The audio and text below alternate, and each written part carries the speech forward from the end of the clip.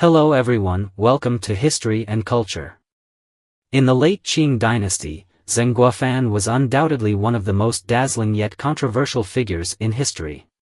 He was honored as one of the four eminent statesmen of the late Qing Restoration, embodying multiple identities as a politician, military strategist, literary scholar, philosopher, and Neo-Confucian thinker.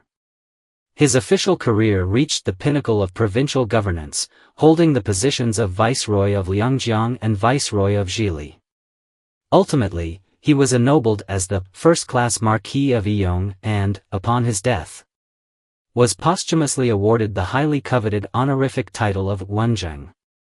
Chiang Kai-shek once called him a paragon of the national spirit. However, Zeng Guofan's life was far from smooth, it was filled with ups and downs.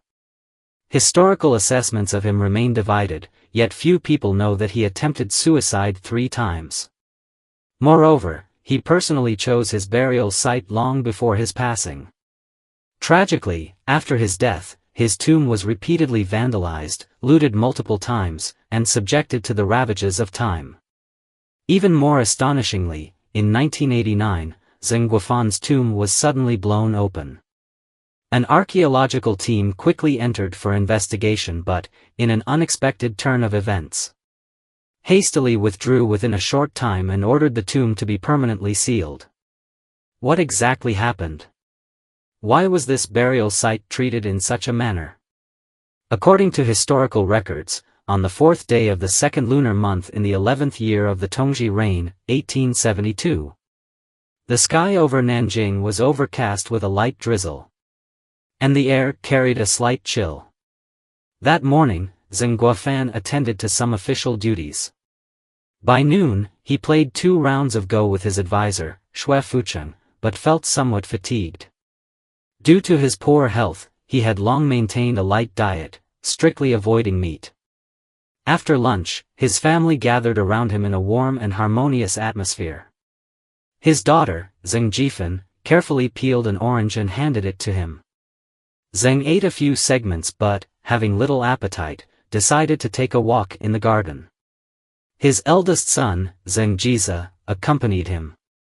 Father and son strolled slowly, one following the other.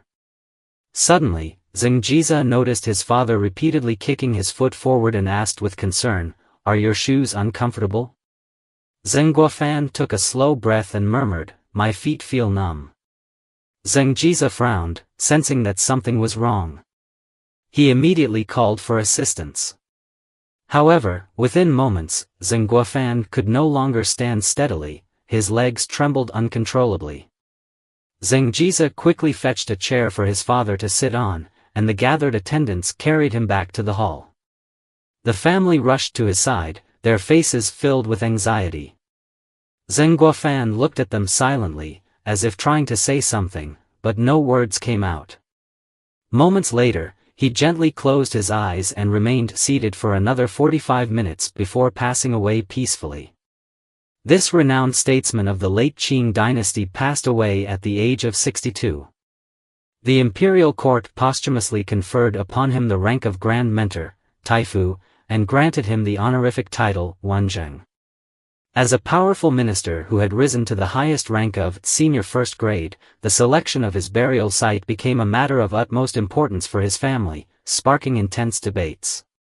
However, few knew that Zeng Guofan had personally chosen his final resting place long before his death.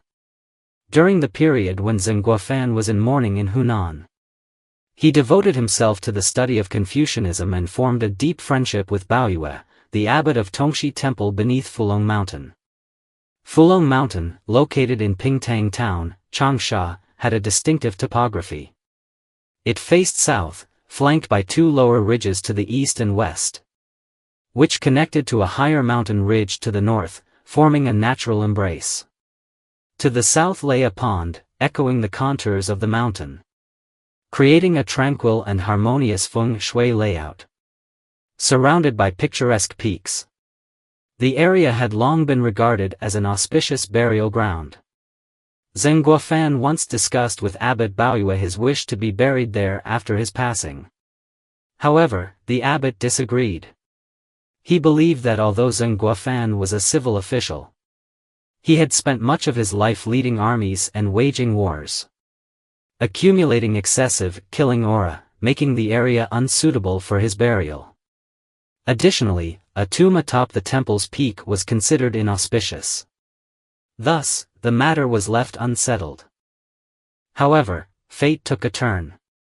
Baoyue Abbot passed away earlier than Zeng Guofan, ultimately making Fulong Mountain Zeng Guofan's final resting place.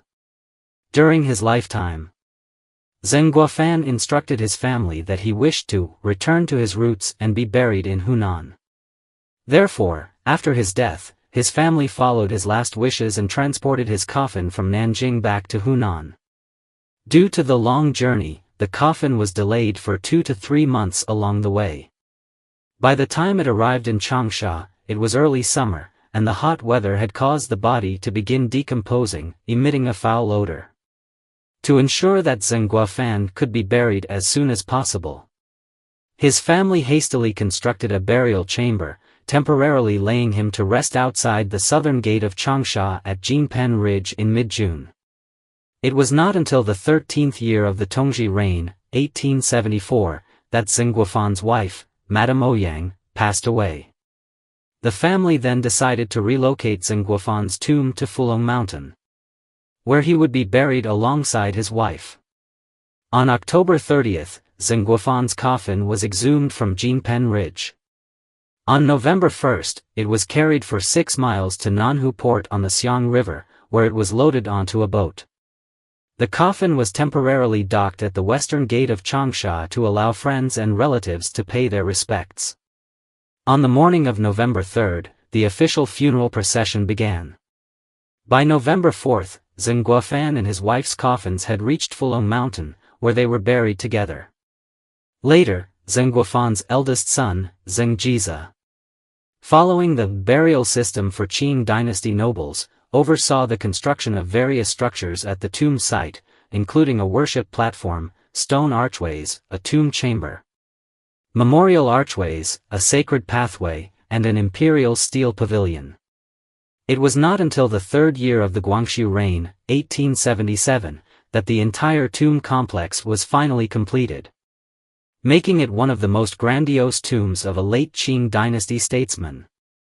Zeng Guofan's tomb was vast, covering approximately 3,000 square meters.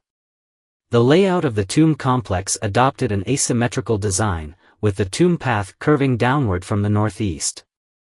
According to folklore, the winding tomb path was designed because Zeng Guofan was born in the year of the snake. However, historical research suggests that the real reason was to avoid the original site of the Tongxi temple. Thus, the tomb path was deliberately diverted, resulting in the asymmetrical layout. In fact, Zeng Guofan personally surveyed his burial site during his lifetime. Given his power, he could have easily ordered the relocation of the Tongxi temple to claim the prime feng shui location for himself. However, he chose not to do so and instead had the tomb path bypass the temple. This decision reflected the Confucian values he upheld, courtesy and humility as fundamental principles, emphasizing harmonious coexistence. The tomb complex featured exquisite architectural and sculptural craftsmanship, embodying the typical Qing-era noble burial style. The tombstone was intricately carved, and the surviving fragments of the memorial archway displayed remarkable craftsmanship. Notably, the dragon motifs carved on the stele were fluid, well-layered, vivid, and lifelike, demonstrating high artistic and historical research value. After the tomb was completed, Zeng Guofan's family entrusted a local villager, Zhou Peihu, with guarding it and strictly prohibited outsiders from entering at will. As a result, the tomb remained well preserved until 1949. However, after the abolition of the tomb's guardian system, the site, left unprotected, was frequently looted by grave robbers and gradually fell into disrepair. From 1949 onward, Zeng Guofan's tomb suffered 3 major episodes of destruction. The first destruction occurred in the 1950s. At that time, local farmers, needing building materials for bridges and houses, dismantled the tomb's granite structures, stone steels, and burial mound. The stone horse in the tomb complex was thrown into a manure pit. Stone pillars were repurposed as cattle tethering posts, and the sacred pathway was used for vegetable farming.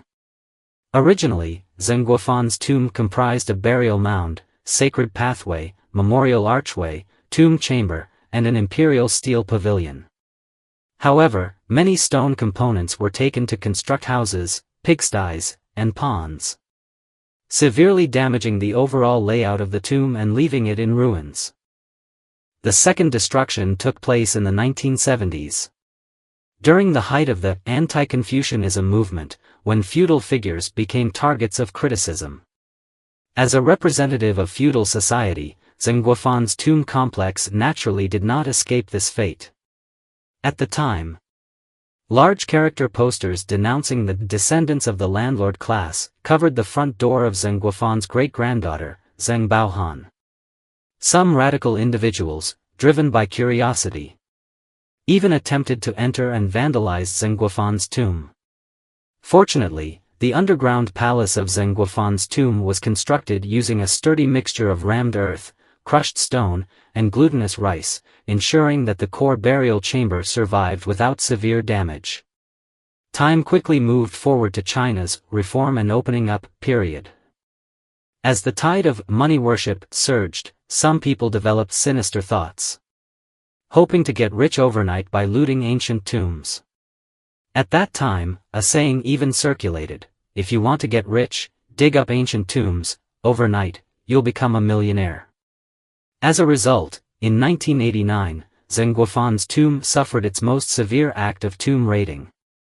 On a cold winter night, nearby villagers were suddenly startled by a loud explosion that shook the ground.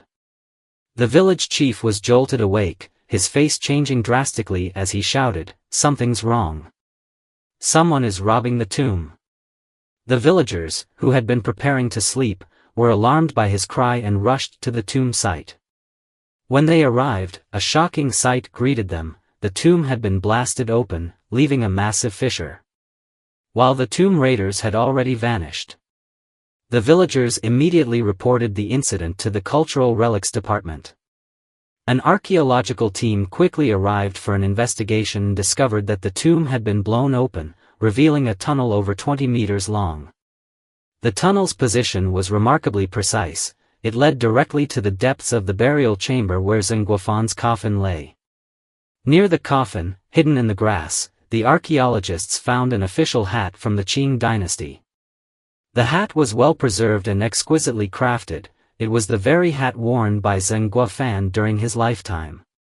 This discovery made the archaeologists realize that the tomb raiders had not only entered the burial chamber but might have also attempted to damage the coffin. To further examine the tomb's condition, the team decided to send a slim member through the narrow tunnel into the underground palace.